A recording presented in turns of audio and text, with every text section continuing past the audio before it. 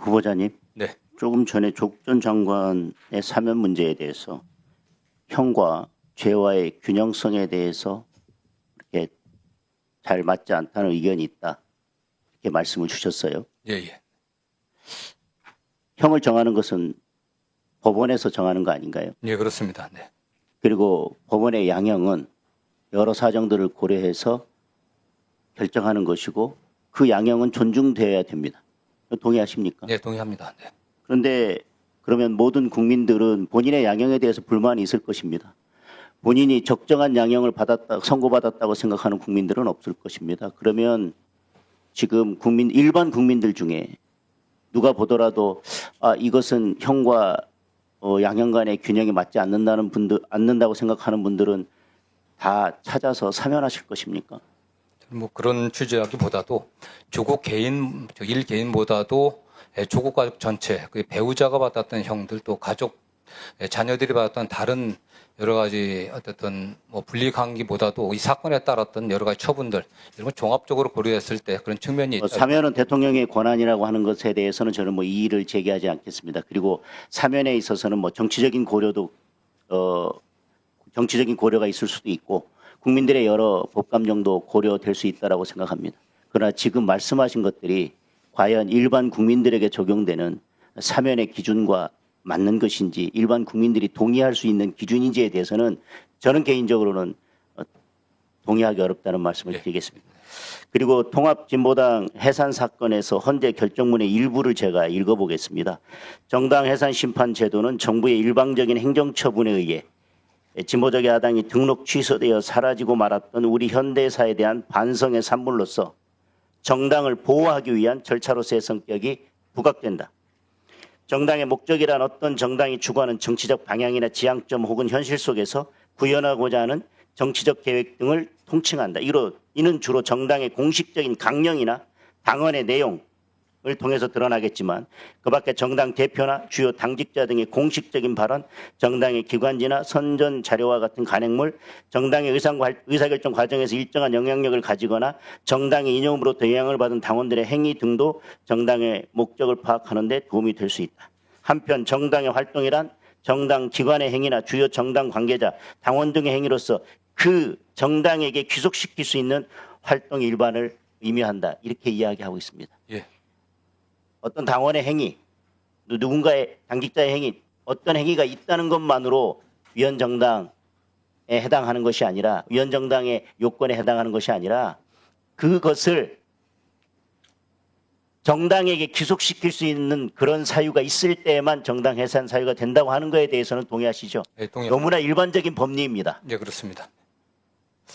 그리고 공수처의 수사나 이런 과정에 있어서 저희들은 수사권이 없었다라고 계속 주장을 해왔고 그런 문제를 제기하기 위해서 관저 앞에 갔던 저희 국회의원들을 일부 이미 고소 고발한 경우가 있고 저도 그 피고발자 중에 한 사람이고요.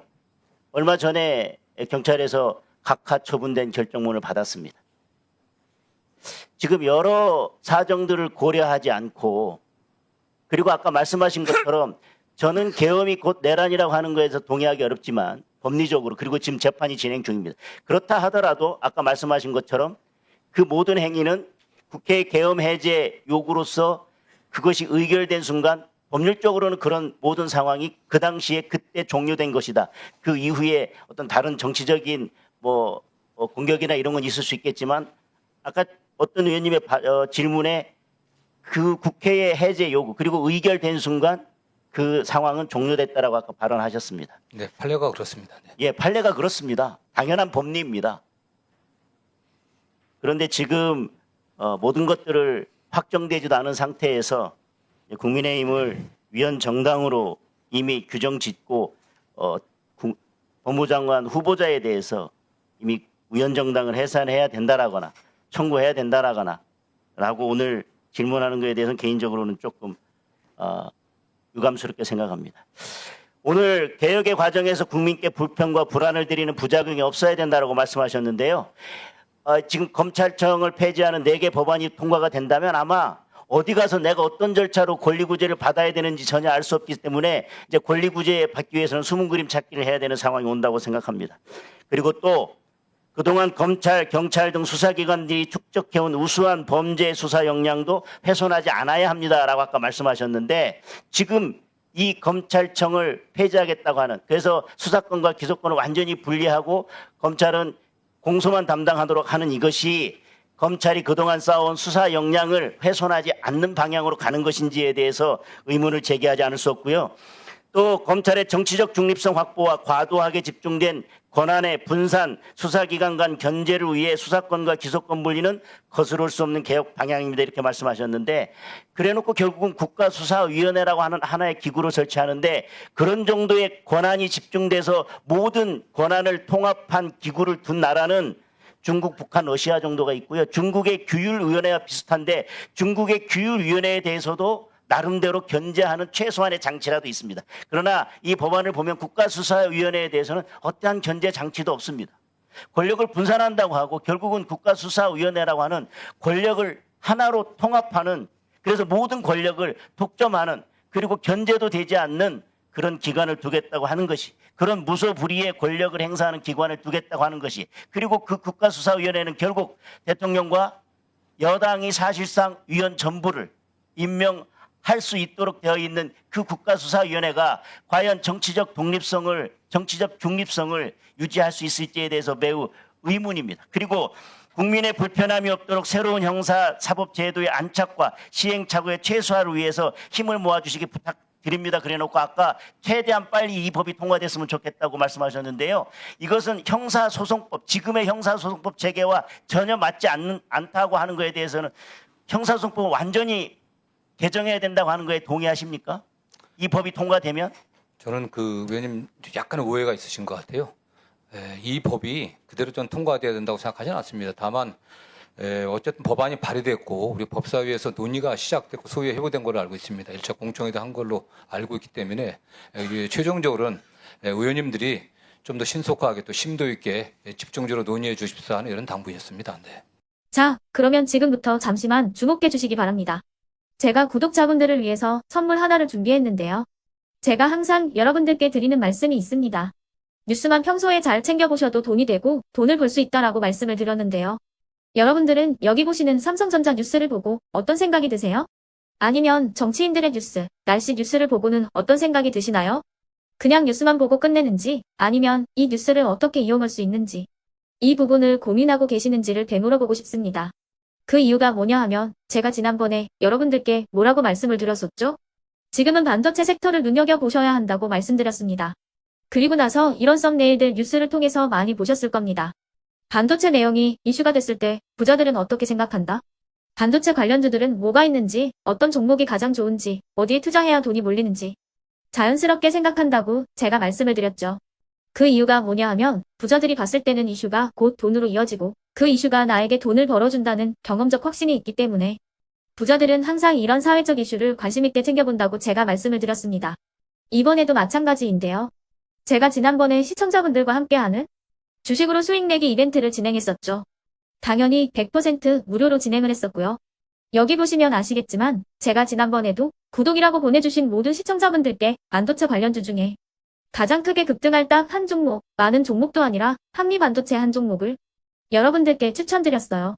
그러면서 여기 나와 있는 대로 정확히 얼마에 매수해야 하는지, 그리고 수익률이 어느 정도 나왔을 때 팔아야 하는지를, 이런 부분들까지 여러분들에게 정확히 알려드렸었는데 지금 실제로 어떻게 되었다? 오른쪽을 보시면 아시겠지만 제가 지난번 문자 발송으로 이 한미반도체를 소개해드리고 나서 실제로 이렇게 5배 이상 어마무시한 상승이 나왔습니다. 100만 원만 투자를 했어도 무려 500만 원이 넘는 수익금이 생긴 거죠. 그래서 당시에도 굉장히 많은 분들이 제가 드린 이 한미반도체로 수익을 내실 수가 있으셨을 텐데요. 다시 한번 축하드린다고 말씀을 드리겠고 이번에도 마찬가지입니다. 앞으로도 2024년, 2025년 계속해서 기대해볼 섹터는 AI입니다. 그 중에서도 AI 반도체는 그 누구도 부정할 수 없는 미래 성장 산업입니다. 그러면 우리가 어떻게 생각해 볼 수 있을까요? AI 반도체 종목 중에 앞으로 크게 대장 역할을 하면서 10배 이상 급등할 수 있는 텐베고 종목을 지금부터 열심히 추적해야 한다는 겁니다. 큰 돈을 투자하지 않더라도 월급의 일부분, 아주 소액이라도 이 종목을 모아가야 수백 %의 수익률을 손에 쥘 수 있는 것이죠.